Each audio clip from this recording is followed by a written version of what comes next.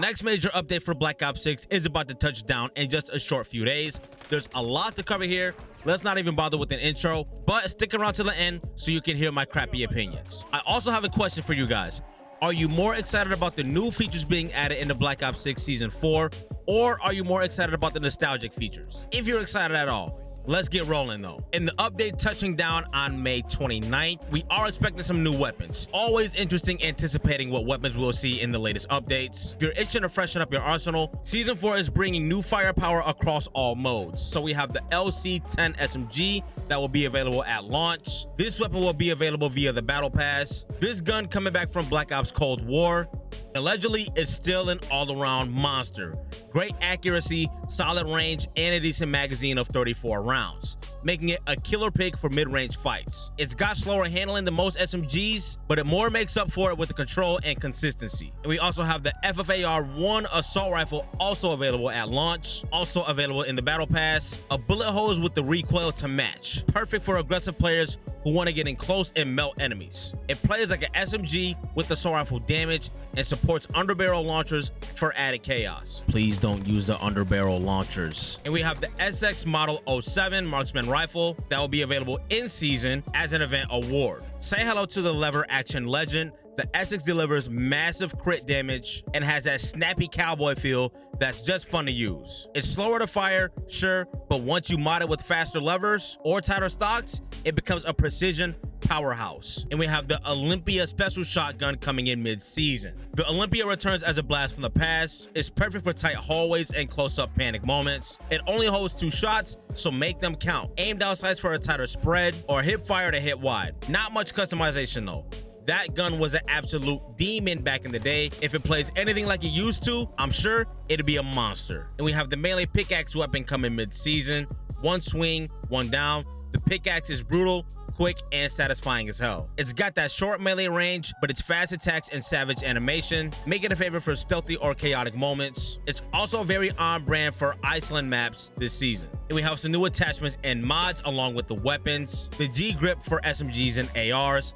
Think of it as your go-to stability buff, vertical grip plus built-in blue laser. The Strider 3-round burst turns the Strider into a mini burst pistol. Sounds pretty interesting if you ask me. The SVD full auto mod turns the SVD into a beast from semi-automatic to full auto.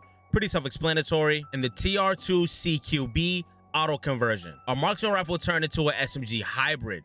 Interesting. Compact, fast, and absolutely nasty in close quarters.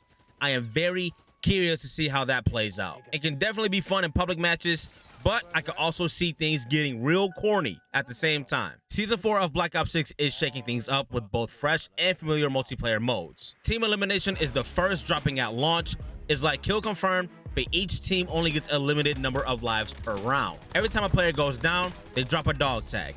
Grab an enemy's tag to confirm the kill, or scoop up your teammate's tag to deny it. The round ends when one team is either wiped out or the other team runs out, and the team with the most lives left takes the dub. And in mid-season, it brings back a fan favorite, one in the chamber. You get 1 bullet, 1 pistol, and 3 lives. 1-shot kills, and the only way to earn more ammo is to land eliminations. Later on, look out for Party Ops, a limited time mode packed with random party-style minigames. Highest score wins, simple as that. Personally, a big fan of one of the chamber, especially playing party games with the squad here lately. But 7 months after launch, look, I get it. Sometimes modes need tweaking, balancing, or a fresh coat of paint more or less before they're actually ready. But this is one of the chamber. I wouldn't quite call this a staple, but I will almost consider one of the chamber a must-have in any Black Ops title at this point. And it's not like some experimental, never before seen concept. But the fact that it took over half a year to show up in the game, not only that, we're getting it at the mid-season update of Season 4, I think that's a little bit of a problem. Kind of feels like Treyarch just forgot about it. Like someone found it in a dusty folder labeled, oops, you meant to add this earlier. Whatever the case is though, better late than never, right? Black Ops 6 Cold War Stitch is the main operator for Black Ops 6 Season 4, and he is unlockable through the Battle Pass. Stitch was a main villain in Cold War's post-launch content, who we thought was dead after Alders shot him in the back of the head in 1984.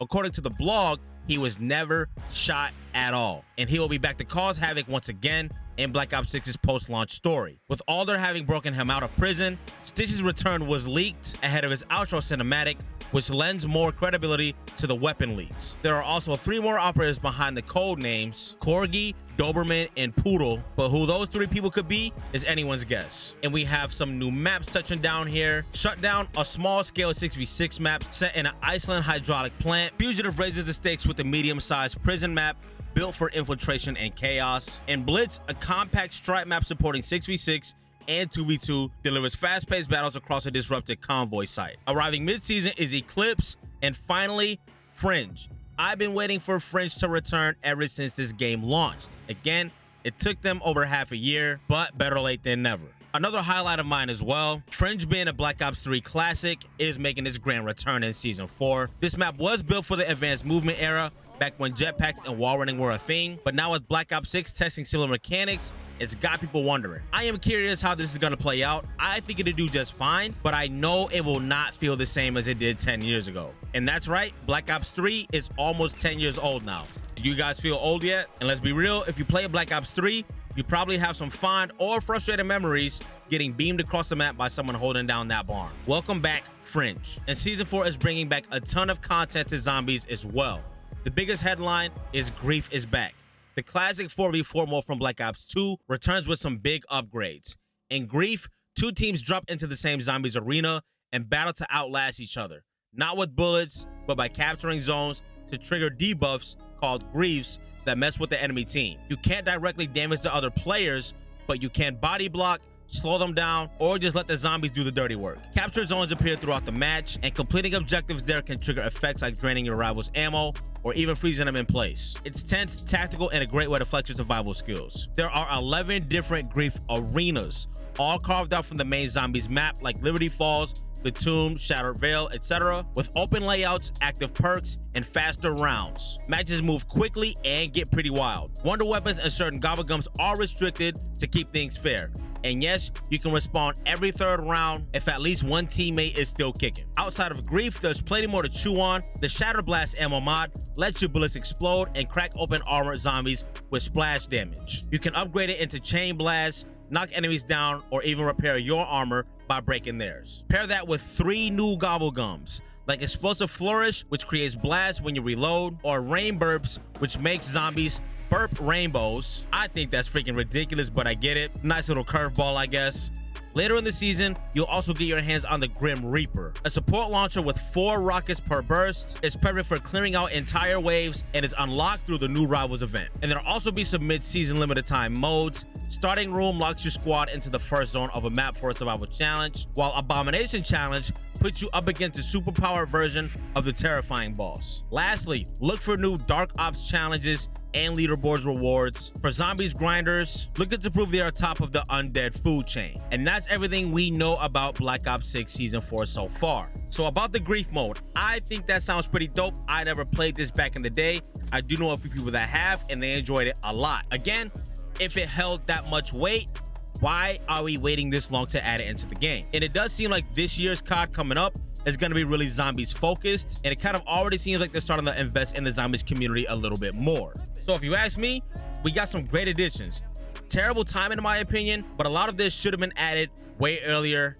Maybe not at launch, but definitely not this late. It's frustrating because they're not groundbreaking features. They're kind of expected. To me, Season 4 feels like it's a less exciting update. It almost feels like catching up on overdue homework, if that makes sense. What's your take though? Are you geeked, or are you wondering what took so long like myself? Let's talk about it down in the comment section. And I mentioned Black Ops 7 a second ago, so check out this video right here. I'll see you guys over there.